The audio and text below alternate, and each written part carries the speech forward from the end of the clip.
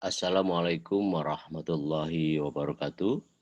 Jumpa lagi dengan saya untuk kita bahas tentang etika pemerintahan. Kali ini saya akan hantarkan kajian kita tentang bab 6 mengenai bagaimana membangun etika pemerintahan. Ada 3 subbab yang ingin saya hantarkan ini. Yang pertama adalah mengapa kekuasaan, otoritas atau kewenangan dan pengaruh. Yang kedua, bagaimana memanfaatkan kekuasaan, kewenangan dan pengaruh tadi dalam rangka untuk membangun dasar-dasar keberlakuan etika di dalam pemerintahan. Dan yang akhir adalah infrastruktur etika pemerintahan.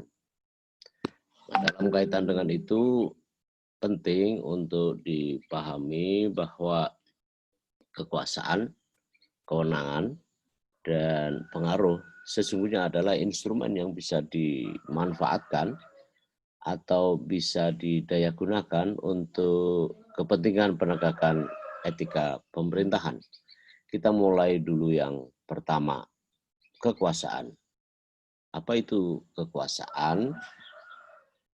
Secara sederhana, kekuasaan itu didefinisikan sebagai kemampuan seseorang untuk memengaruhi orang lain. Nah, supaya orang lain itu mengikuti apa yang dikehendaki oleh si pemilik kekuasaan tadi itu. Poinnya adalah seseorang untuk memengaruhi orang lain dan orang lain itu mengikuti apa yang dimintanya. Ada yang apa atau yang diperintahkannya misalnya. Berikutnya bahwa kekuasaan itu juga kemampuan seseorang atau sekelompok orang untuk mendorong tercapainya tujuan, nilai, dan kepentingan dari yang memiliki kekuasaan tadi itu. Ya, kata-katanya adalah tujuan, nilai, dan kepentingan. Ini penting agar pemilik kekuasaan ya atau power holders mampu ya mendayagunakan atau memanfaatkan kekuasaan yang dipegangnya itu untuk kepentingan-kepentingan mulia, ialah terimplementasikannya gitu ya tata kelola pemerintahan secara etik, dan dengan begitu akan meningkatkan produktivitas di dalam melakukan di dalam menjalankan tugas dan kewajiban ya sehari-hari mereka, dan pada saatnya meningkatkan produktivitas atau nilai tambah di dalam melakukan pelayanan kepada publik. Saudara-saudara, saya lanjutkan kaji kita. Nah, saya kutip pernyataan atau dalil dari Robert Dahl ya, ia adalah seorang teoritisi yang sangat kita kenal tentu saja. Dia menempatkan kekuasaan dalam relasinya dengan antar individu. Kekuasaan itu tidak bisa dilepaskan dari konteks hubungan-hubungan antar manusia, antar individu, antar aktor, ya, dan garis pemikiran dari Dahl ini menempatkan gitu ya relasi-relasi tadi sehingga terbentuk perilaku aktor. Nah, perilaku aktor itulah yang menentukan format perilaku kelompok, ya, peran mereka itu, lalu instansi dari jabatan yang ada, pemerintahan, negara bangsa bahkan ya, maupun agregat lainnya dari seluruh yang saya sebut ini. Nah, mengingat basis kekuasaan itu lebih merupakan perilaku keaktoran dalam hubungan antar individu tadi itu. Nah, sangat menarik Dahl merumuskan mengenai kekuasaan. Dia definisikan kekuasaan itu adalah jika ya A memiliki kekuasaan kepada B jika A dapat mempengaruhi untuk melakukan sesuatu yang bahkan B sendiri tidak menghendakinya. A dikatakan memiliki kekuasaan kepada B jika A dapat memengaruhi B untuk melakukan sesuatu yang bahkan tidak dikehendaki oleh B sendiri.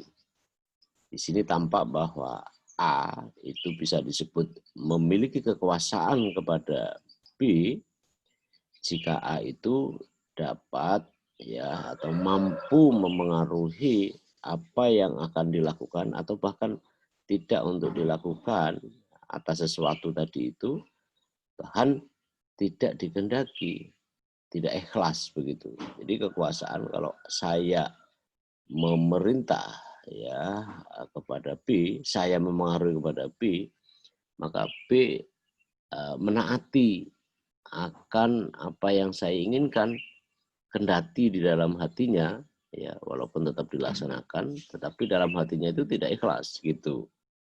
Itu baru namanya kekuasaan. Yang kedua, kewenangan, otoritas. Hak dalam rangka pelaksanaan penggunaan kekuasaan atau wujud tindakan penggunaan untuk melakukan sesuatu atau tidak untuk melakukan sesuatu dari mereka yang memiliki atau memegang kekuasaan. Kewenangan, itu rumusannya. Bahwa kewenangan itu adalah hak dalam rangka pelaksanaan atau penggunaan kekuasaan. Atau pula adalah wujud tindakan penggunaan untuk melakukan sesuatu atau tidak untuk melakukan sesuatu dari mereka yang memegang atau memiliki kekuasaan. Yang dalam tanda kurung adalah dia dalam rangka jabatannya oleh seorang pejabat begitu. Itu adalah kewenangan. Karena memang ciri khas yang paling menonjol dari konsep kewenangan adalah jabatannya. Kewenangan juga merupakan gitu ya hak untuk memberi perintah, hak untuk membuat keputusan, dan hak untuk menegakkan kepatuhan.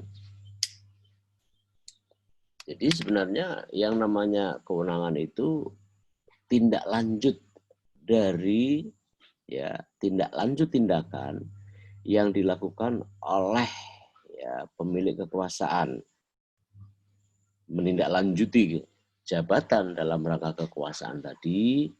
Tindakan-tindakan itulah yang disebut sebagai kewenangan atau otoritas. Nah, sifat dari kewenangan itu adalah selektif, eksklusif, dan terbatas. Ya, selektif adalah karena ada ya ruang lingkup yang tidak seluruh penggunaan kewenangan itu bisa dijalankan. Ya, itulah namanya tugas pokok dan fungsi. Sesuai dengan tugas pokok dan fungsi itu yang seringkali juga di dalam banyak undang-undang di kita disebut sebagai tugas, wewenang, dan kewajiban. Dalam rangka kewenangan itu ya itu terseleksi gitu. Terseleksi itu maksudnya adalah jika saya seorang kepala desa, maka ruang lingkup kewenangan saya adalah pada wilayah di desa itu. Otoritas saya untuk memerintah misalnya, ya otoritas yang ada di desa itu. Pejabat-pejabat sesuai dengan wilayah koordinasi atau wilayah tugas saya, ya itulah. Itu namanya seleksi, terseleksi, selektif di situ. Kalau camat, ya tentu wilayah di kecamatan itu. Perintah-perintahnya itu bisa diluncurkan kepada mereka pejabat yang di bawah kepemimpinannya. Seorang kepala desa tidak bisa memerintah kepada kepala kecamatan misalnya, kepada Pak Camat atau Bu Camat. Demikian halnya bupati, ruang lingkup itu bupati. Ya, ruang lingkup kewenangan dia hanya ada pada wilayah kabupaten itu dan orang-orang dalam jabatan-jabatan di bawah koordinasi di kabupaten itu. Demikian halnya gubernur. Gubernur tidak bisa memerintah kepada apalagi presiden dan seterusnya. Selektif dalam kaitan dengan ini adalah seseorang yang berada di wilayah satu, ya, dalam satu level itu tidak bisa memerintah kepada kepala atau pemilik kekuasaan di wilayah yang lain. Sebagai contoh, seorang bupati di Papua tidak bisa dia memerintah jajaran di bawah jajaran di wilayah di mana misalnya Bupati Aceh Besar punya anak buah gitu, kecuali atas seizin bupati setempat, dan itu pun sebenarnya bukan pelaksanaan kewenangan tetapi itu permintaan tolong begitu. Jadi artinya gubernur di wilayah tertentu ya tidak boleh atau tidak dalam rangka melaksanakan otoritasnya kalau dia memerintah anak buah dari gubernur di wilayah yang lain begitu. Itu selektif gitu ya. Lah kalau presiden gimana? Karena presiden itu pemilik kekuasaan yang ada dan seluruhnya menaungi baik dalam pengertian jabatan-jabatan lini maupun jabatan-jabatan jenjang di wilayah hukum atau wilayah kekuasaan di Indonesia, maka presiden bisa melakukan perintah kepada siapa saja sesuai baik jenjang maupun lini di dalam konsep jabatan-jabatan begitu. Eksklusif. Ciri lain dari kewenangan adalah eksklusif. Kewenangan ini tidak jatuh kepada sembarang orang.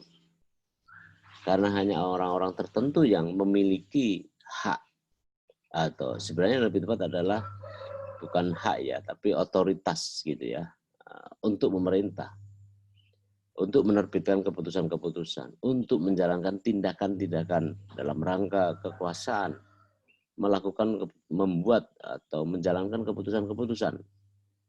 Saya sebagai warga negara biasa tidak bisa memerintah kepada warga negara yang lain, ya, kecuali dia mau.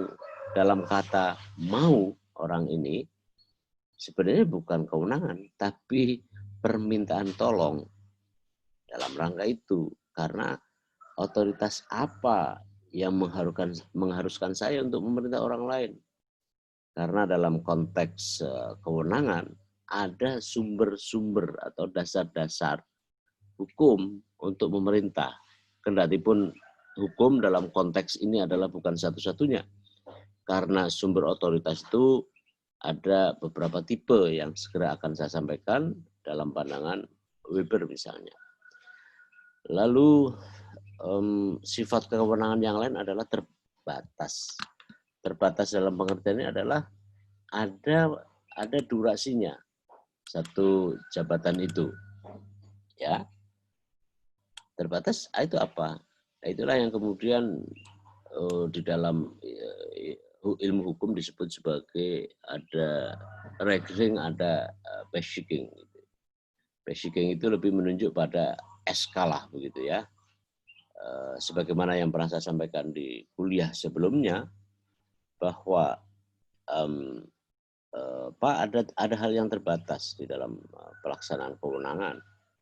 Terbatas dalam hal ini adalah durasi waktu atau periode jabatan atau masa bakti itu dibatasi. Dan pada umumnya ya jabatan-jabatan di Indonesia dalam rangka menjalankan kewenangan itu 5 tahun. Presiden 5 tahun, gubernur, bupati, wali kota begitu 5 tahun. Ya, itu terbatas, ya, durable ya, terbatas ya Pak.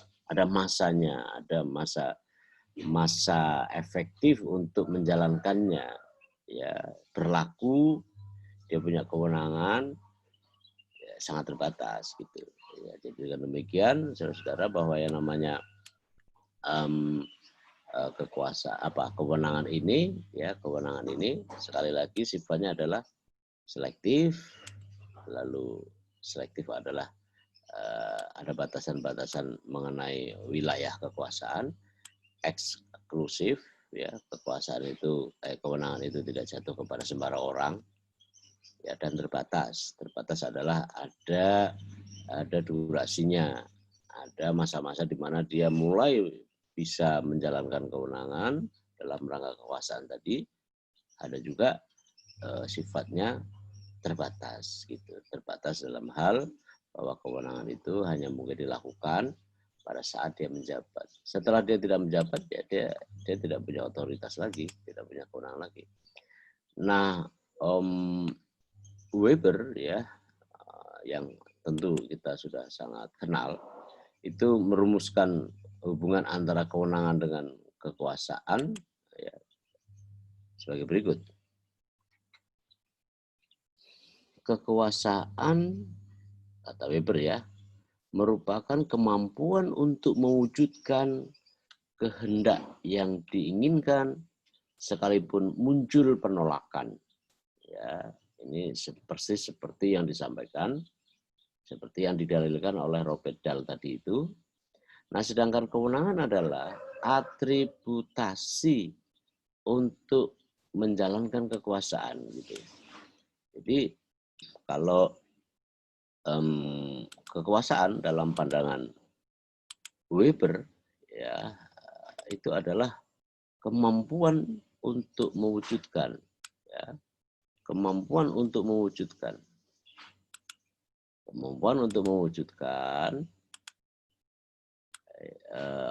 apa yang diinginkan, kehendak yang diinginkan, ya, kemampuan untuk mewujudkan atas kehendak yang diinginkan, sekalipun muncul penolakan. Jadi orang yang dipengaruhi atau yang diperintah tadi itu ngedumel misalnya gitu ya. Nah itu juga bagian dari kekuasaan. Kekuasaan ini sifatnya kan memaksa, ya, karena dalam kekuasaan segala sesuatu harus dianggap benar. Kedatipun kita itu mengatakan itu salah, tapi dalam konteks berpemerintahan sesuatu itu harus dianggap benar. Kedatipun kita tidak ikhlas untuk melakukannya gitu. Beda dengan pendekatan-pendekatan yang bersifat informal, bahwa kekuasaan itu bisa jadi malah tidak berlaku karena memang keberlakuannya itu sangat tergantung pada sumber-sumber otoritas. Sedangkan sumber-sumber otoritas itu satu di antaranya seperti yang tadi saya sampaikan itu berkenaan dengan masa jabatan.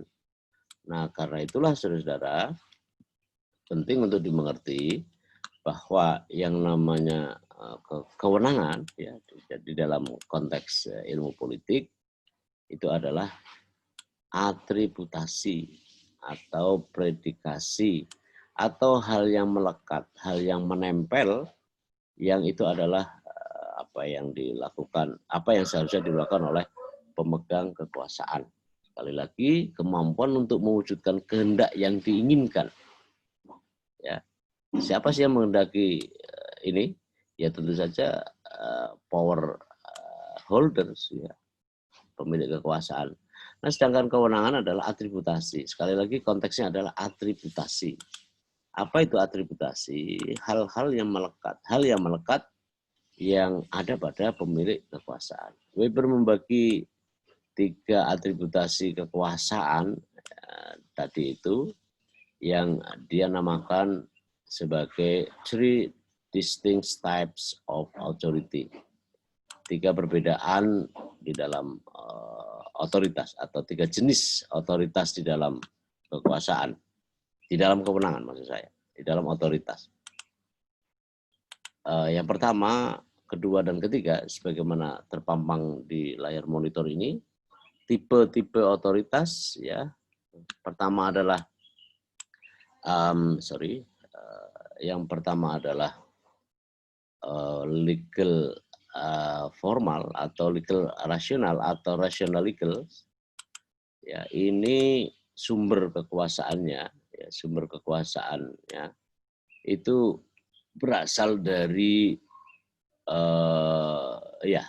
dalam pengertian bahwa rational legal ini hal otoritas yang yang berdasarkan kedinasan gitu ya, atau hal-hal yang bersifat jabatan-jabatan gitu, tidak berkenaan dengan hal-hal yang bersifat personal. Itu otoritas rasional legal rasional. Yang kedua adalah bersifat tradisional. Tradisional itu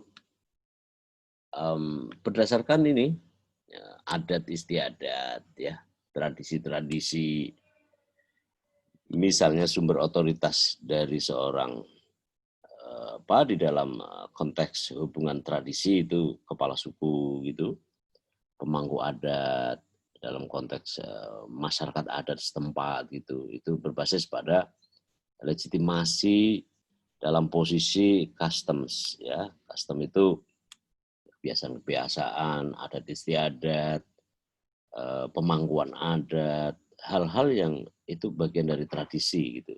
Dalam lingkup itulah mereka bisa memiliki otoritas untuk memerintah misalnya.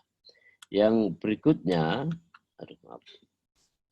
adalah karismatik. Ini sumber kekuasaan, ya, sumber kekuasaan yang berasal, ya, dari, ya, atau berbasis pada kualitas personal seorang pemimpin. Ini karismatis. Aspek kedua di dalam tipe-tipe otoritas ini kesosokan dari otoritas. Sosokannya adalah kalau legal rasional itu ini pejabat birokrasi gitu, sedangkan kalau tradisional bersifat patriark. Ya. Lalu kalau ini bersifat personalitas dinamis dari orang. Ini contohnya kalau rasional legal itu terkait dengan parlemen, civil service ya, pelayanan kepada umum, kepada publik, judiciary, lembaga-lembaga hukum, patrimonialisme ini tradisional, dan ini contoh karisma itu seperti Martin Luther King. Bisa kita perpanjang contohnya seperti Bung Karno ya, dan lain-lain lah, banyak itu contoh tokoh-tokoh yang karisma, Hos Cokroaminoto dan seterusnya ya. Nah, yang ketiga, pengaruh. Pengaruh sering didefinisikan sebagai kapasitas untuk memengaruhi karakter, mengenai pertumbuhan atau perkembangan perilaku seseorang atau sesuatu, atau efek itu sendiri, yaitu pengaruh. Pengaruh lebih juga merupakan efek dari penggunaan kekuasaan melalui antara lain tindakan dari penggunaan kewenangan yang dimiliki oleh seseorang atau pejabat supaya orang yang dipengaruhi melakukan sebagaimana yang diinginkan oleh pemilik jabatan. Gitu. Nah, pengaruh ini efek gitu ya. Efek dari seseorang yang melakukan tindakan sesuai dengan kewenangan, dan tentu saja ini dalam rangka pelaksanaan kekuasaan. Nah, supaya orang yang dipengaruhi tadi itu melakukan sebagaimana yang diinginkan oleh pemilik jabatan, pemilik kekuasaan. Jadi efek ya, kata poin besarnya adalah, kuncinya adalah efek ya.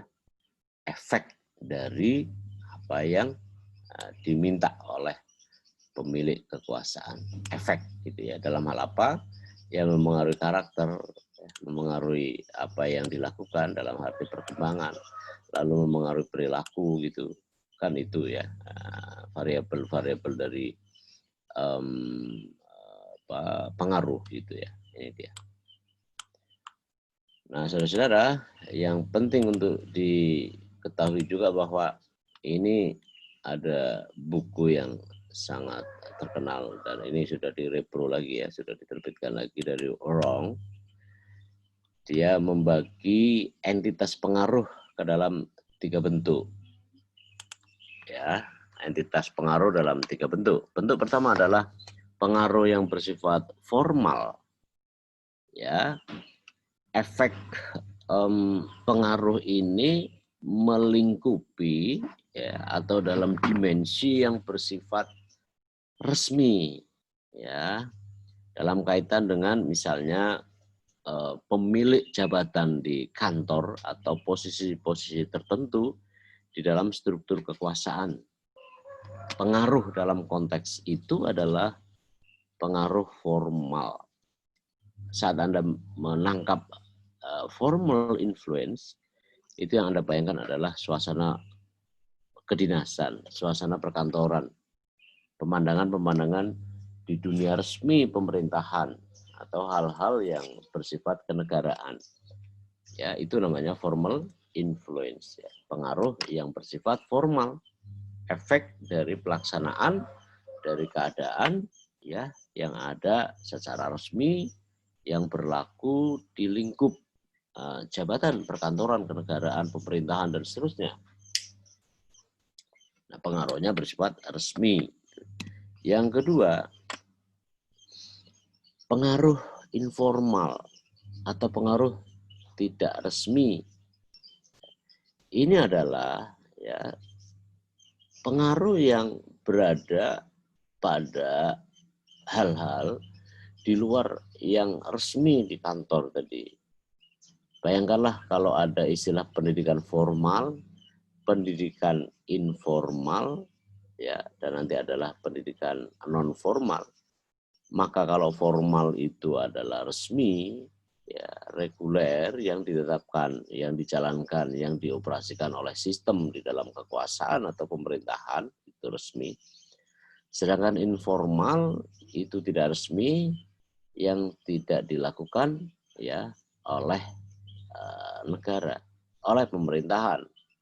Maka istilahnya adalah unofficial influence. Ya.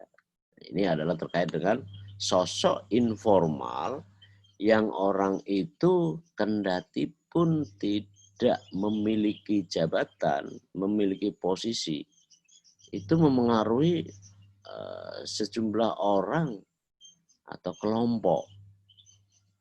Poin penting dalam hal ini ya dalam kaitan dengan pengaruh informal, pengaruh yang terbit yang dijalankan oleh mereka yang tidak punya posisi. Kendati mereka itu tidak punya posisi, namun mereka itu punya pengaruh kepada seseorang, kepada kelompok gitu. Ada banyak orang loh yang kendati pun tidak punya jabatan, tidak punya posisi, tapi dia bisa memengaruhi atau berpengaruh. Bahkan kadang-kadang bisa lebih besar daripada orang yang berada di kekuasaan. Artinya sungguh celaka orang yang berpengaruh, orang yang sedang menjabatan, yang sedang memegang jabatan, kok pengaruhnya lebih sedikit, lebih kecil, tidak lebih baik daripada misalnya pengaruh yang dijalankan, yang dialami atau yang terjadi atau bersumber dari tokoh-tokoh informal, tokoh-tokoh tidak resmi. Nah, akhir adalah non formal influence, ya, pengaruh jelas non formal. Itu disebut juga pengaruh cair, pengaruh yang lebih cair, ya, ialah efek dari tindakan yang dijalankan oleh seseorang atau sekelompok orang, ya, yang menghasilkan pengaruh-pengaruh dari ya mereka yang berada di luar kekuasaan tidak resmi dan juga resmi, yang tidak resmi, yang non resmi, ya. Non formal itu misalnya kehidupan di pinggir jalan, kaki lima, terminal gitu ya. Kalau informal itu misalnya kalau pendidikan itu pendidikan pesantren gitu ya. Pendidikan yang dikelola dengan oleh swasta gitu, itu setengah resmi sebenarnya itu memang. Nah, kalau non formal ialah ya pengaruh-pengaruh dari individu yang jelas dia di luar formal dan informal, tetapi juga punya pengaruh satu sama lain dalam masyarakat begitu. Nah, catatan dari ini adalah, ini penting sekali untuk dicamkan bagi mereka yang punya jabatan misalnya. Orang yang berkuasa belum tentu berpengaruh. Waduh, orang yang berkuasa belum tentu berpengaruh. Wah, ini tadi sila ke-13 tadi itu ya. Kendati pun seharusnya dia harus berpengaruh. Seharusnya dia harus berpengaruh atau lebih berpengaruh dibandingkan dengan siapapun. Nah, sedangkan dalam faktanya, kendati seseorang tidak berkuasa, tidak punya jabatan, tidak berada pada posisi sebagai pemilik kekuasaan, ada yang memiliki pengaruh lebih besar atau lebih kuat dibandingkan dengan bahkan dengan mereka yang sedang berkuasa. Wah, ini repot ini. Kenapa begitu? Ya karena dia tidak mampu mendayagunakan dari jabatan kewenangan yang dia melekat itu tidak untuk mengusahakan supaya orang mampu dipengaruhinya. Kenapa begitu? Karena jabatan selalu melekat pada 3 aspek. Orang, uang, dan barang. Orang adalah person yang bisa diperintah. Ya, uang adalah sarana untuk mewujudkan pelaksanaan dari kekuasaan menurut kewenangan. Ya, dan yang ketiga adalah barang. Perlengkapan apa yang bisa digunakan untuk mewujudkan kekuasaan sesuai dengan kewenangan yang melekat. Jadi orang berkuasa itu lekat, ya, misalnya begini, Anda diperintah oleh pimpinan, ya, bos di kantor, lalu Anda diminta untuk mengurusi, menyelidiki misalnya berkenaan dengan ada ketidakberesan administrasi atau maladministrasi di instansi di suatu daerah misalnya. Anda diperintah oleh bos ya, di kantor itu. Bos adalah kepala unit di dalam satu instansi pemerintahan. Ketika dia memerintah, itu kewenangan dia jalankan. Anda unsur orang masuk gitu. Lalu karena daerah ini terpencil di Yahukimo misalnya atau di Kerom di Papua misalnya, maka Anda pasti akan disediakan sarananya apa? Akan disediakan cara untuk bagaimana Anda terbang ke Papua sana. Dibelikan tiket, nah itu uang. Uang apa? Nanti bendara yang menguruskan setelah dikasih memo atau perintah langsung dari bos pemerintahan tadi. Barang, Anda harus berhadapan dengan barang. Karena begitu Anda tiba di Papua misalnya, lalu Anda memandang bahwa itu belum cukup untuk melakukan penyelidikan, maka Anda perlu menginap dululah barang 2 hari gitu di sana. Nah itu barang. Dengan demikian, orang yang memerintah itu selalu melekat, berkonsekuensi pada 3 hal. Pertama adalah orang, dia bisa meng-hire orang, dia bisa memobilisir orang. Lalu uang, ya jelas kalau SPBD tadi itu ya ada uangnya dan kadang-kadang malah jadi modus untuk rayahan kunker yang sesungguhnya bisa ditunda itu tidak dilakukan tapi gencar dilakukan. Nah itu kadang-kadang jadi modus ya. Nah yang ketiga adalah barang. Anda akan segera diikuti oleh barang yang diperlukan dalam rangka melaksanakan perintah sesuai dengan kewenangan Pak Bos tadi itu. Kenapa begitu? Karena dia juga melekat padanya adalah kekuasaan pemerintahan. Dan dengan begitu dia punya otoritas. Gitu. Itu yang harus dipahami oleh setiap orang, terutama bagi pemilik kekuasaan, bahwa mereka harus sadar bahwa dalam setiap kekuasaan melekat 3 hal. Dan dengan itu kemudian selayaknya, seharusnya ya digunakan untuk kepentingan maslahah yang lebih besar dalam rangka menegakkan etika di dalam pemerintahan misalnya. Nah, saudara, yang kedua, bagaimana seseorang menggunakan kekuasaan dan kewenangan dalam rangka menegakkan etika pemerintahan. Para filosof mendalilkan bahwa hakikat dari kekuasaan adalah instrumen untuk mencapai tujuan-tujuan sosial. Gitu. Ya, instrumen untuk mencapai tujuan. Tujuan-tujuan sosial adalah mencapai kebahagiaan umum. Ini kata para filosof. Aristoteles, ya, sebelumnya adalah Socrates dan Platon atau Plato, itu menggariskan. Sebagaimana materi kuliah sebelum ini, kita sudah terkayakan oleh pemahaman kita bahwa tujuan dalam bernegara, dalam pemerintahan adalah mencapai kebahagiaan sosial, kebahagiaan umum. Dengan kekuasaan, dengan kewenangan, itu harus memengaruhi dalam rangka apa? Mencapai kebahagiaan umum. Ya begitulah. Kenapa kok harus yang punya jabatan? Karena dalam lingkup yang lebih otoritatif, mereka lah pemilik dari kekuasaan. Ya gitu. Politik adalah seni mendapatkan apa yang Anda inginkan. Seni untuk memperoleh apa yang Anda inginkan. Begitu besar ya orang yang punya jabatan itu.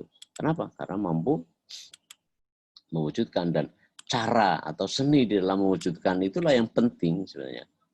Sayang sekali kalau pejabat misalnya tidak punya strategi dalam cara untuk memengaruhi gitu ya. Ya, politik begitu. Politik adalah seni segala kemungkinan. Maka cita-cita, tujuan, obsesi untuk membangun bangsa itu dilakukan. Dari mana? Dari instrumen-instrumen kekuasaan. Ya, kekuasaan gitu. Nah, berikutnya, politik itu juga ya seni untuk mencapai apa yang mungkin. Seni untuk mencapai apa yang mungkin. Yang paling mungkin, nah itulah yang dilakukan. Seni untuk mencapai yang paling mungkin. Ya, gitu. Sehingga kekuasaan itu bisa diwujudkan. Politik adalah, ini dia kata kawan mau, ya, atau ketua mau. Ya. Anda lihat dari itu aja udah tahu ya. Kalau itu tadi ya kata Otto von Bismarck, ya, itu negarawan Prusia. Prusia itu daerah yang kawasan yang kita kenal sebagai Jerman sekarang ya. Nah, politik ya, kalau ini politik menurut Bismarck ya, nah, legenda ini Bismarck ini. Nah, yang kedua adalah politik menurut kawan Mao atau ketua Mao, Mao Zedong atau Mao Zedong. Politik adalah perang tanpa pertumpahan darah. Oh, keren banget ya kata-katanya ya. Politik adalah perang tanpa pertumpahan darah, sedangkan perang adalah gitu ya, perang adalah politik dengan pertumpahan darah. Apa ya, bernas sekali. Dalam apa hubungannya dengan ini? Bahwa kalau Anda punya jabatan, gunakanlah tanpa harus menumpahkan darah dalam rangka untuk menjadikan cita-cita kebahagiaan umum itu tercapai dengan segala cara, bila perlu untuk membuat rakyat sejahtera, bahagia, ya, bahagia, itu kira-kira gitu ya. Jadi yakinlah bagi para penguasa bahwa Anda itu punya peluang yang besar untuk membuat bahagia orang. Dengan demikian, saudara-saudara, para penguasa dan pemegang jabatan pada umumnya mampu mendorong tujuan-tujuan bersama, ialah kebahagiaan umum.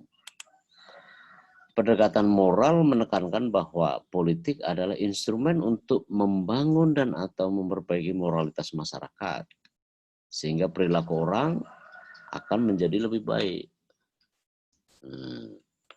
Kalau begitu halnya, gitu ya, saudara-saudara, ya, ini harus disadari oleh para pemilik kekuasaan bahwa Anda itu punya perangkat yang begitu besar, yang begitu kuat, dan gunakanlah untuk mencapai tujuan bersama. Apa? Kebahagiaan umum, kebahagiaan sosial. Ini pesan suci dari para filosof dan para nabi gitu ya. Nah, pendekatan moral politik itu adalah instrumen untuk membangun, ya, memperbaiki moralitas masyarakat. Supaya apa? Masyarakat jadi lebih baik. Gitu. Bagaimana kegagalan seorang pejabat atau pemilik kekuasaan yang tidak mampu ini ya mendayagunakan kekuasaan yang dimiliki untuk menegakkan etika. Misalnya sekarang ini sedang musim pandemi, begitu banyak orang yang khawatir gitu ya. Seharusnya dalam konteks ini manfaatkan betul untuk seluruhnya karena masyarakat memerlukan pemimpin. Siapa bilang bahwa masyarakat tidak memerlukan pemimpin? Tapi pemimpin juga harus sadar bahwa dia itu diperlukan. Ya, mereka itu diperlukan untuk apa? Untuk menciptakan suasana-suasana yang membuat masyarakat bahagia. Bahagia hanya mungkin timbul jika ya dalam diri setiap orang ya terpatri rasa aman dulu. Ya, rasa aman dulu, rasa atau jaminan keselamatan.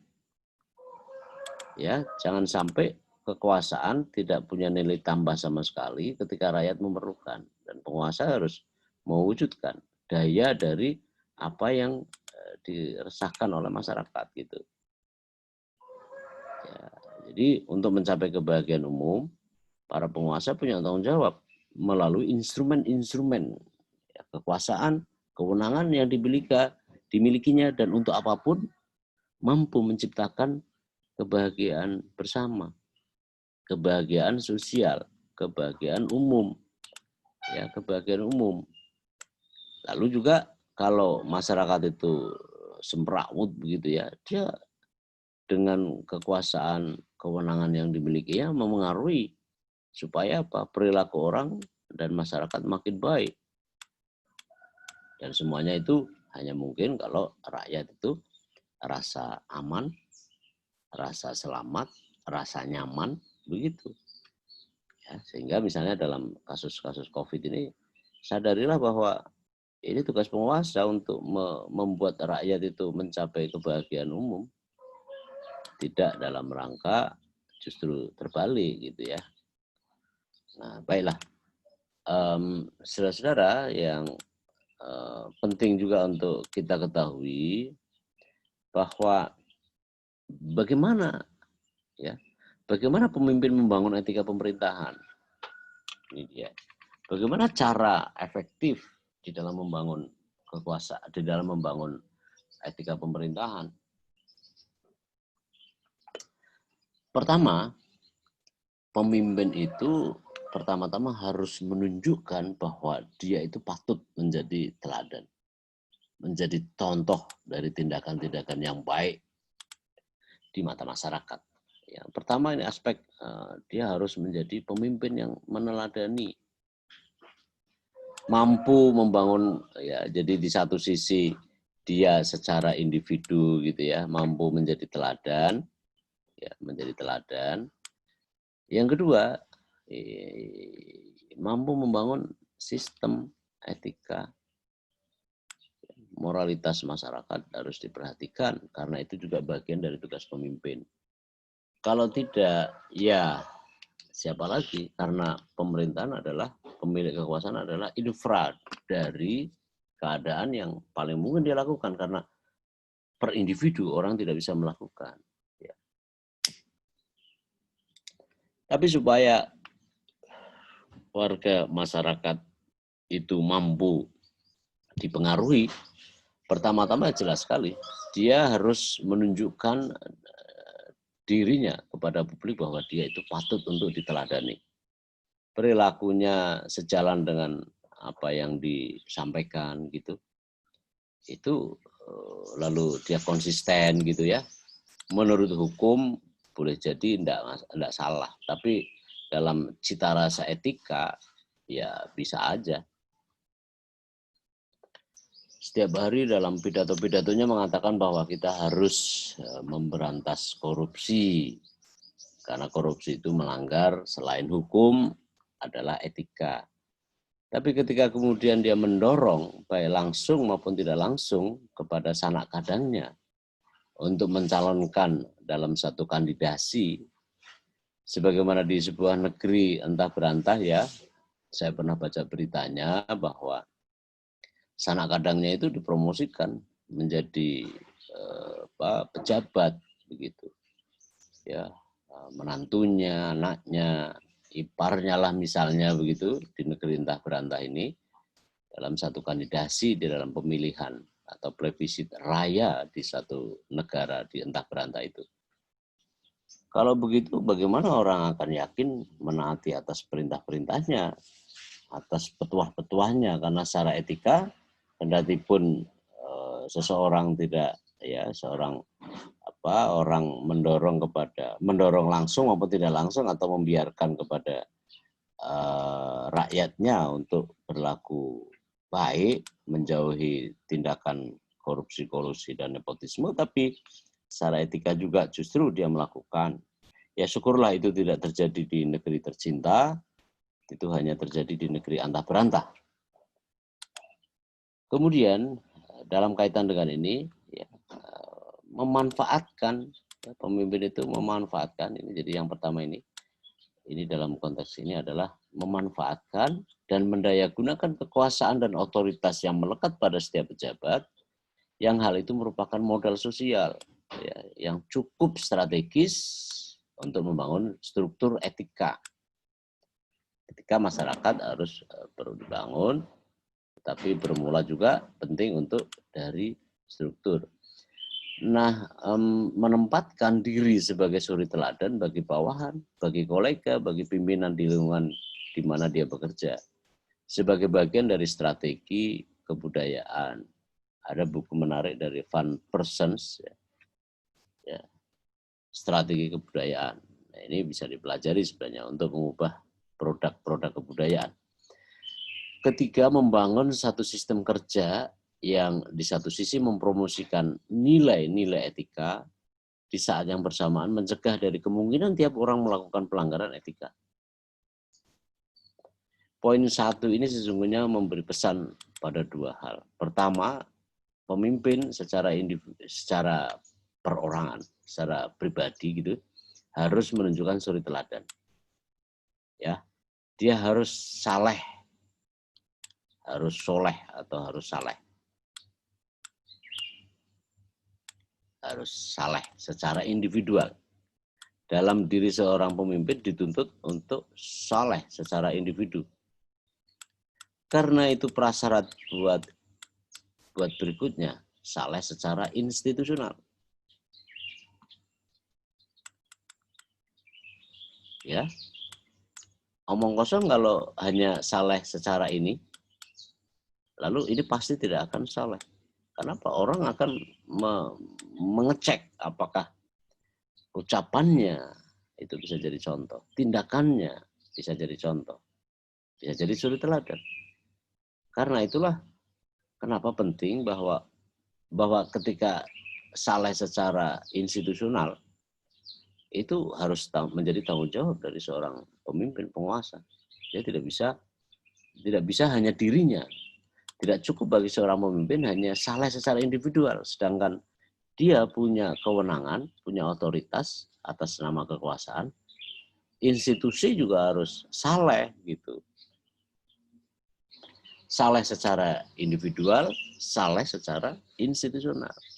Untuk dimengerti bahwa pengaruh untuk membuat institusi itu saleh bermulalah dari saleh secara individual. Bagi seorang pemimpin dengan demikian tidak cukup dirinya itu bersih, ya, sambil mengatakan loh saya bersih gitu. Tetapi institusinya nggak bersih, nah itu juga tidak etika, tidak etis begitu.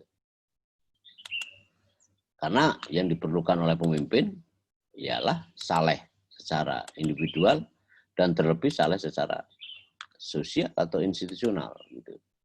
Nah ini skema yang tergambar bagaimana pertama-tama harus saleh secara diri sendiri, kemudian lingkungan kerja, lalu baru masyarakat umum. Itu yang diperlukan oleh seorang pemimpin dalam rangka membangun etika pemerintahan. Ya, omong kosong, kalau hanya saleh kepada diri sendiri, kalaupun itu juga tidak saleh apalagi, lalu kemudian harus dia muncul dalam lingkungan kerja. Harus begitu, harus bermula dari ini, lalu dari ini. Sendiri itu, saleh secara sendiri itu wajib, dan ini kedudukannya sebagai warga negara juga harus saleh secara sendiri. Tapi bagi seorang pejabat tidak cukup, dia harus juga mampu mempengaruhi lingkungan kerjanya supaya pro kepada perilaku-perilaku etis. Gitu. Akhirnya kalau sudah ini udah oke, ini sudah oke, masyarakat akan saleh juga, akan meniru. Karena apa yang ditunjukkan itu jauh lebih dahsyat daripada apa yang sekedar dikhotbahkan dalam mimbar-mimbar sambutan pejabat gitu. Itu yang harus dimengerti. Nah, saudara-saudara, penting sekali lagi untuk dimengerti bahwa untuk membangun peradaban itu harus berangkat dari mereka yang memang secara individual tidak bermasalah.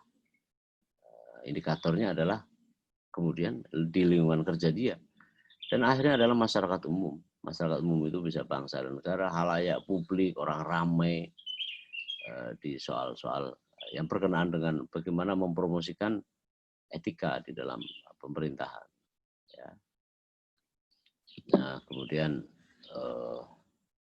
penting juga untuk saudara ketahui bahwa yang namanya kepentingan kita paling tinggi adalah etika di dalam masyarakat umum yang secara luas dimengerti, diresapi, dipahami oleh rakyat dari satu negara misalnya.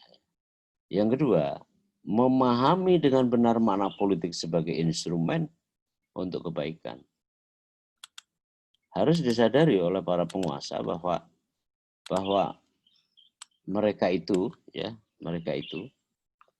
harus memahami makna politik. Orang yang berkecimpung di bidang pemerintahan kekuasaan harus mampu memahami bahwa instrumen kekuasaan jabatan itu untuk kebaikan. Hans Kelsen misalnya, ya, Hans Kelsen ini filosof Eropa gitu. Dia membagi politik itu menjadi dua, ya. Politik sebagai etik, ya. Politik sebagai etik. Yang kedua, politik sebagai teknik. Politik sebagai etik, politik sebagai teknik, ya. Politik sebagai teknik. Hans Kelsen tahun 45.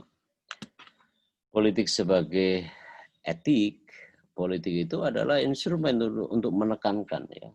Atau politik sebagai etik itu membicarakan menekankan mengenai tanggung jawab. Dan secara etika dapat dipertanggungjawabkan. Politik pada akhirnya pilihan. Ya. Kalau saudara masih ingat materi yang saya sampaikan pada tempo hari bahwa hal yang terpenting di dalam kekuasaan ini adalah pilihan. Ingat filsafat deontologi, ingat filsafat utilitas, itu menekankan pada manfaat, menekankan pada tanggung jawab dari setiap individu, ya, pada akhirnya harus menentukan pilihan. Pilihan-pilihan misalnya apakah kepentingan pribadi atau kepentingan umum, apakah kepentingan golongannya dia ataukah kepentingan umum, apakah etis kalau dia mengutamakan kepentingan keluarganya, kelompoknya daripada kepentingan yang secara umum, gitu ya. Ini etika. Dan Kelsen menekankan bahwa dua hal itu menjadi ruang yang cukup penting untuk menghadapkan pemimpin apakah pilihannya kepentingan pribadi ataukah kepentingan bangsa, kepentingan pribadi di atas kepentingan golongan, politik, dan seterusnya. Maka sumpah-sumpah dari para pejabat itu kan begitu ya. Harus dilaksanakan. Gitu. Nah, tanggung jawab etik seorang pemimpin, ini dia. Ialah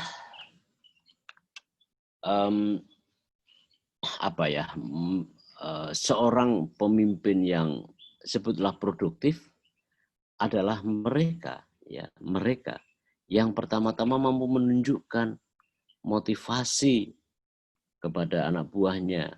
Seorang pemimpin yang besar gitu ya, harus mampu menunjukkan pertama-tama kepada anak buahnya itu akan motivasi yang kuat. Dan pada saat bersamaan mereka juga harus tahu ya, anak buah itu, bahwa mereka itu di bawah ya bimbingan dari para pemimpin. Jadi pemimpin itu harus seorang kepala unit di dalam pemerintahan misalnya, dia harus paham bahwa anggotanya atau anak buahnya itu tahu bahwa dia memotivasi baik kepada diri sendiri maupun kepada lingkungannya, dan anak buah itu tahu bahwa dia itu berada dalam ya sebutlah pengawasan dari di bawah pengawasan dari para pimpinan tadi gitu. Artinya pemimpin harus memastikan bahwa di dalam kekuasaan itu juga terkandung tanggung jawab. Tanggung jawab itulah yang membedakan antara pemimpin besar atau pemimpin kelas mediocre atau bahkan pemimpin kacangan gitu ya. Adalah karena motivasi ya, seseorang yang pertama-tama harus memiliki motivasi yang begitu kuat atas dirinya. Lalu dengan itu kemudian insentif maupun memastikan bahwa mereka itu melakukan juga pendampingan terhadap anak buahnya ya, untuk terjaga sebagai lingkungan yang amanah. Pemimpin dalam konteks seperti itu. Yang ketiga, ini yang penting ya, bahwa di dalam cara kita untuk membangun etika yang harus ditunjukkan oleh setiap orang yang sedang berkuasa adalah dia harus mampu mendayagunakan pengaruh. Pengaruh mereka itu harus dimanfaatkan ya untuk kebaikan. Idealnya ya, setiap kekuasaan itu pengaruhnya sebagaimana pengaruh di dalam kekuasaan itu. Melalui pemanfaatan kewenangan yang dia melekat pada dirinya untuk secara efektif digunakan untuk kebaikan-kebaikan bersama. Itu. Jangan sampai tidak berkebaikan bersama. Berikutnya, dalam teori-teori negara organik, bahkan seorang penguasa itu diperbolehkan untuk memaksakan kepada warga negara untuk dan atas nama kebaikan bersama itu dengan pertama-tama misalnya membuat ketertiban sosial.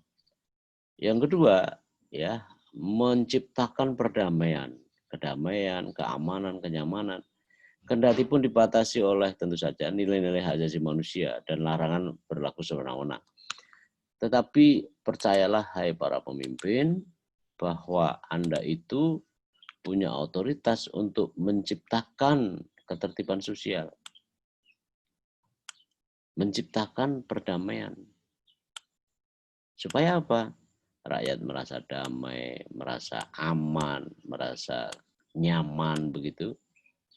Kendati Anda tetap harus memperhatikan ini. Ini yang membedakan negara otoriter dengan negara demokratis misalnya. Janganlah berlaku sewenang-wenang. Kendati pun Anda diberi otoritas untuk melakukan ketertiban dengan tindakannya, ya, lalu menciptakan perdamaian, kenyamanan, tetap Anda batasan. Tetapi poin penting di sini adalah bahwa Anda harus memiliki pengaruh yang besar. Paling kurang sebagaimana ruang lingkup levelitas dari jabatan yang Anda miliki. Seorang kepala desa ya di lingkup desa itu. Camat, bupati, gubernur, bupati, wali kota, gubernur hingga presiden. Ya tentu harus diukur. Logika pengaruhnya itu sesuai dengan ruang lingkupnya. Struktur itu menuntut dalam kesetaraan fungsi, dan dengan itu kemudian memanfaatkan pengaruh itu tadi, mendayagunakan pengaruh tadi itu dalam konteks ya untuk memengaruhi perilaku orang, perilaku yang unggul dalam rangka untuk menciptakan situasi di mana kekuasaan itu berdaya, efektif, punya nilai tambah. Jangan sampai seseorang yang punya jabatan tidak ngefek sama sekali pengaruhnya. Memberi pengaruh supaya masyarakat terbimbing untuk mencapai cita-cita tujuan bangsa sebagaimana Undang-Undang Dasar 45 gitu ya. Lalu menempatkan diri sebagai contoh yang terbaik buat rakyatnya, ya, saleh secara individual, tugas dia adalah juga saleh, menciptakan saleh, orang-orang saleh secara institusional. Dalam kata institusional itulah terkandung tugas, wewenang dia, tanggung jawab dia. Kewenangan yang Anda miliki, manfaatkanlah untuk kebaikan bersama, untuk tujuan-tujuan bersama, untuk kebahagiaan umum. Dalam rangka juga yang penting adalah menciptakan gitu ya. Menciptakan kehidupan sosial yang lebih beretika. Nah, ini dia ya, kemampuan memengaruhi itu berasal ya atau paling kurang berbasis pada kekuasaan. Yang pertama ya, bahwa kekuasaan itu ya, basis kekuasaan itu merujuk pada sumber-sumber kredibilitas, kekuasaan, sumber daya yang memungkinkan seorang pemimpin itu memiliki otoritas untuk memberikan pengaruh pada pengikut. Kata-kata kuncinya selalu pengaruh. Kata-kata kuncinya selalu ya, kewenangan gitu ya. Pengaruh gitu ya. Harus memberi efek positif kepada rakyatnya. Otoritas juga mengacu pada apa yang disebut sebagai hak menggunakan pengaruh. Bahkan namanya penguasa itu boleh menggunakan kekerasan dengan cara yang benar untuk menciptakan ketertiban, untuk menciptakan perdamaian, kenyamanan, keamanan, keselamatan. Bagaimana misalnya dengan kasus COVID-19 ini? Itu bisa jadi bahan renungan buat saudara bahwa kekuasaan itu ya harus dimanfaatkan untuk keselamatan rakyatnya. Gitu. Saya lanjutkan. Ini dia gambaran ya mengenai bagaimana pengaruh itu bisa diefektifkan. Ya. Dalam ilmu politik itu udah lazim ya kita kenal mengenai influence ini ya. Influence ya. Bagaimana caranya? Ada beberapa instrumen-instrumen di dalam kekuasaan ini. Persuasi, otoritas seperti yang kita bicarakan tadi, memanipulasi, menggunakan kekuatan. Ini terkait dengan force dan segala macam. Nah, ini sebenarnya instrumen yang bisa digunakan untuk mencapai kebahagiaan umum. Ya. Nah, otoritas di sini tadi itu ya, orang, kompetens, legitimate, injust, dan penggunaan kekerasan dan seterusnya. Nah, ini diterangkan otoritas itu bagaimana, lalu persuasi itu bagaimana.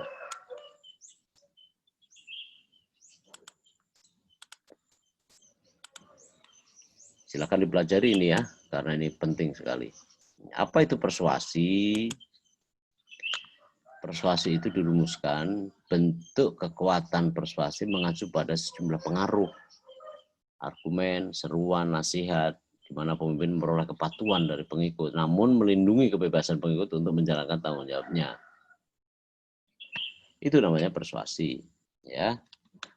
Persuasi yang dibangun adalah persuasi yang positif tentu saja. Untuk apa? Untuk kebaikan bersama.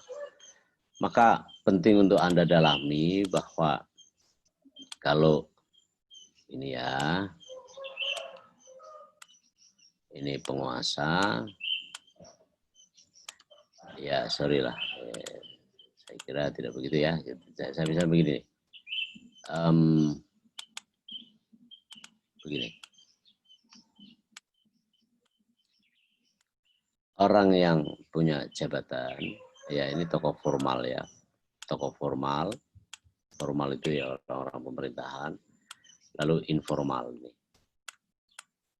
Dalam kata-katanya selalu akan membedakan dalam rangka sumber-sumber kekuasaan tadi itu ya, apa istilahnya itu mempersuasi ini. Dalam rangka mempersuasi harus dibedakan. Kalau ciri dari orang formal, orang pemerintahan, namanya saja kan pemerintah, dari kata-kata perintah. Jadi seseorang yang sedang menjabat di dalam pemerintah itu harus yakin bahwa dia itu bisa memerintah, bisa menjalankan fungsi-fungsi pemerintahan. Hal yang membedakan dengan tokoh informal. Tokoh informal tidak bisa memerintah. Tokoh formal ini dalam langgam bahasanya adalah perintah tadi, kemudian paksa gitu ya, paksa. Kekuasaan yang memaksakan itu secara etika diperbolehkan selama tindakannya itu, nah itulah tindakan etis, itu berdasarkan tanggung jawabnya.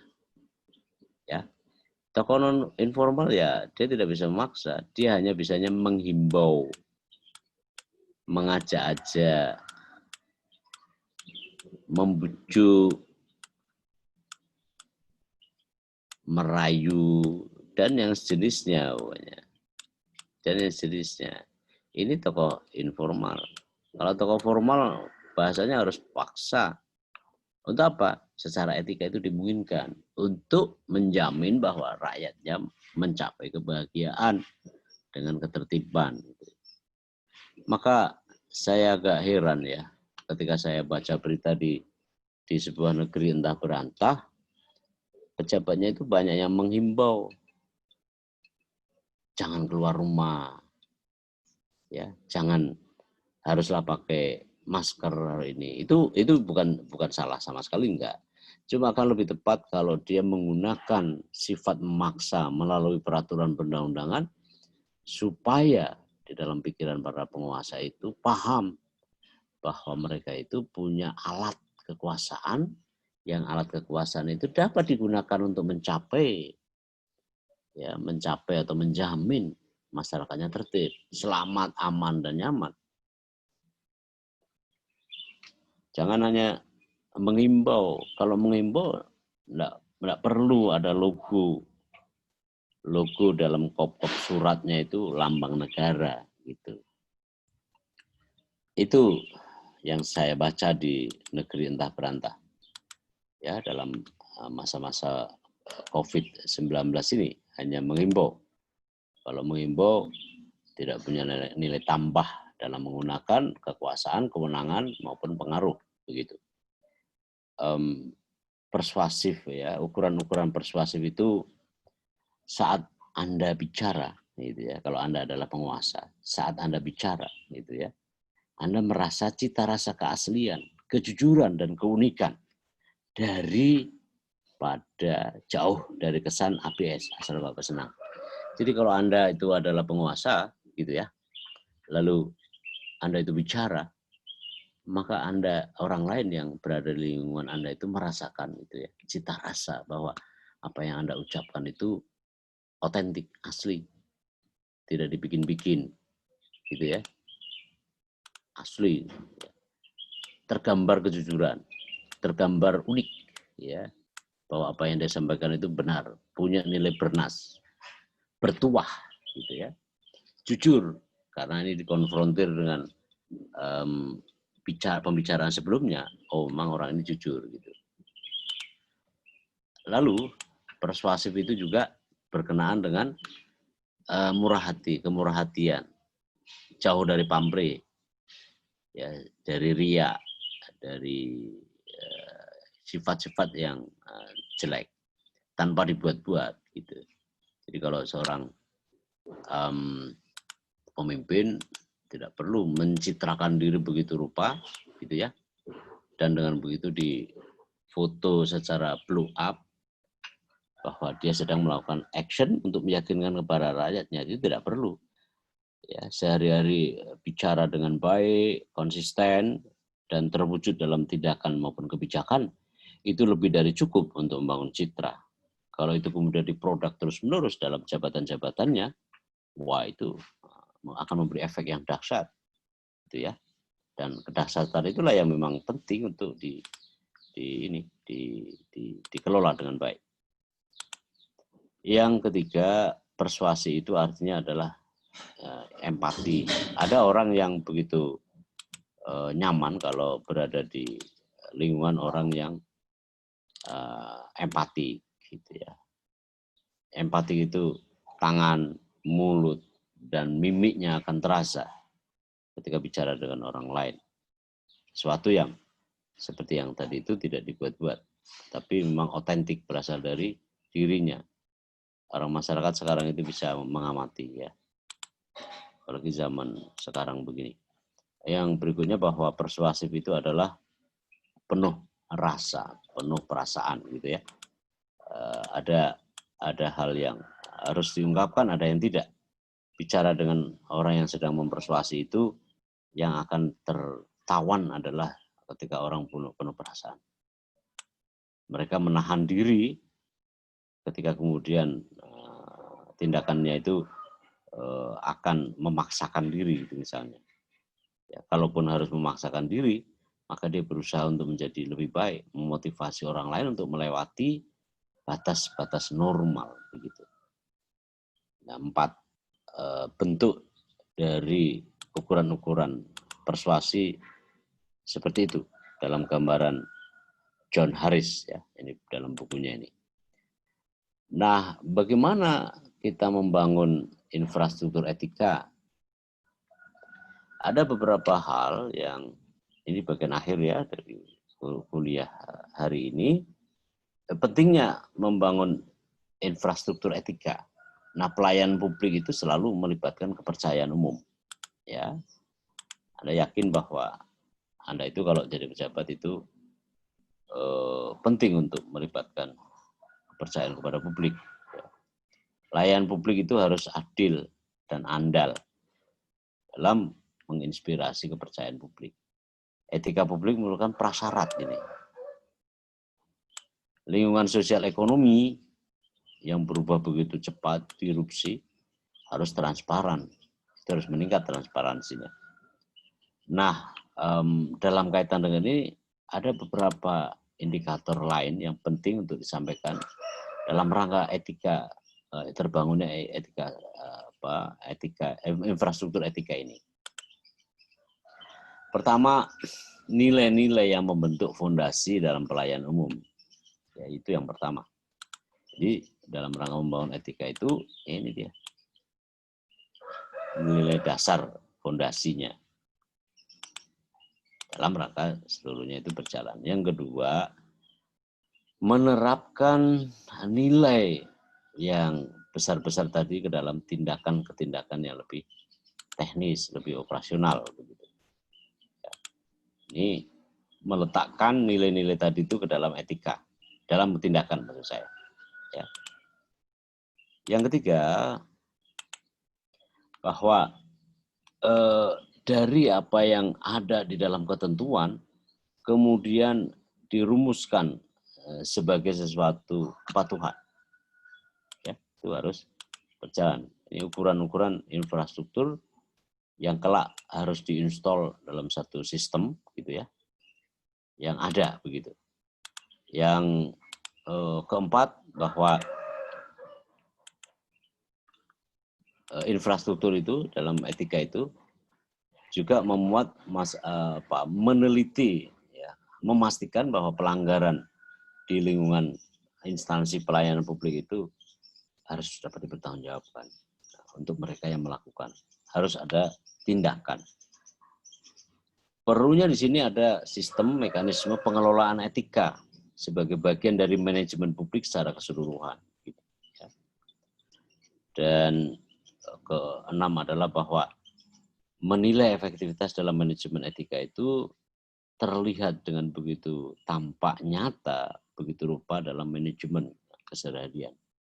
Poin penting di dalam soal infrastruktur ini adalah persoalan ini konkretnya, koordinasinya, gitu ya, itu menjadi penting, dan penilaian terhadap manajemen etika yang harus dilakukan oleh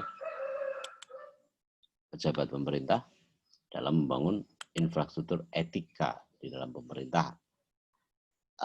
Transparansi justru sebagai daya dorong bagaimana kita membangun etika, tetapi transparansi harus kita lakukan. Tidak boleh tidak kita lakukan, mutlak. Lalu pesan ini akan ditutup bahwa para pemimpin politik dapat menggunakannya untuk meninjau rezim manajemen etika dan mengevaluasi sejauh mana etika itu dijalankan di seluruh jajaran di dalam pemerintahan. Nah, standar etika pelayanan itu harus jelas. Standar-standarnya. Pelayanan etika itu harus jelas. Etika itu harus tercermin atau terrefleksi dalam kerangka hukum. Lalu bimbingan etis tersedia, pelatihan, penyadaran itu harus tersedia buat para anak buah. Kemudian PNS itu harus mengetahui hak dan kewajibannya sebagai ungkapan, misalnya kalau dia salah ya harus diungkapkan, tidak boleh dibiarkan. Komitmen politik terhadap etika harus memperkuat perilaku etis, ya harus ada komitmen. Komitmen itu lebih banyak dibebankan kepada mereka yang berkuasa. Kenapa begitu? Karena dari mereka lah keputusan-keputusan itu akan ditentukan. Yang keenam, proses pengambilan keputusan harus transparan, terbuka. Ya, penting itu. Harus ada pedoman yang jelas untuk interaksi antara sektor publik dan swasta. Manajer harus menunjukkan dan mempromosikan perilaku etis. Ya, tadi harus menunjukkan yang lebih baik. Kebijakan, prosedur, praktiknya dalam manajemen harus mempromosikan perilaku etis. Bagaimana mengukurnya? Di kali waktu kita akan diskusikan soal itu. Nah, kondisi pelayanan publik dan manajemen sumber daya manusia harus mempromosikan perilaku etis. Gitu. Mekanisme akuntabilitas memadai tersedia dalam pelayanan publik. Jadi harus ada mekanisme komplain misalnya. Dan cara untuk mengatasi atas itu. Yang paling akhir adalah prosedur dan adanya pengenaan sanksi untuk menangani pelanggaran-pelanggaran yang barangkali dilakukan oleh para bawahan maupun para pejabat di lingkungan di unit di mana mereka tinggal. Itu rumusan dari OECD, ya, Organisasi Kerjasama Negara-Negara Berkembang, begitu. Saudara-saudara, saya akhiri kajian kita. Kita akan lanjutkan kajian kita pada kesempatan berikutnya, pekan depan, insya Allah. Jangan lupa selalu jaga kesehatan. Salam sehat. Shalom. Salam sejahtera.